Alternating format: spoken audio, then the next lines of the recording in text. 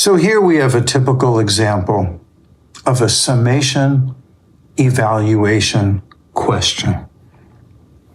You would read this as the summation as k goes from 0 to 2 of 1 minus k squared. So the easiest way to approach this problem is to simply make a little table where we have k, and k is 0, 1, 2. And then we have k squared, because there's a k squared right there, and that's 0, 1, 4.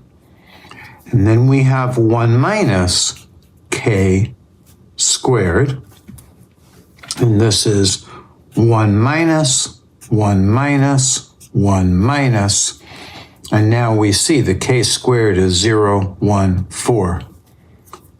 0, 1, 4.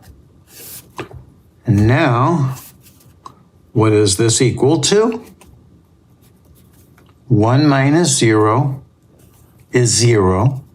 1 minus 1, I'm sorry, I messed that up.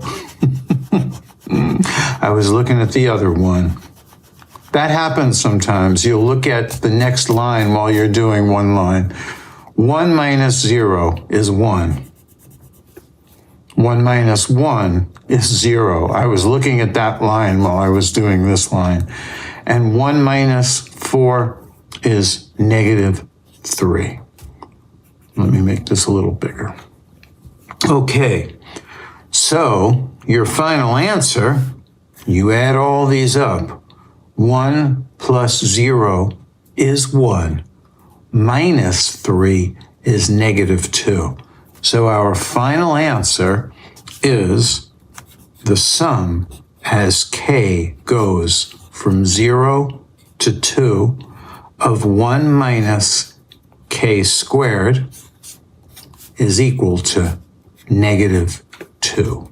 That is our final answer.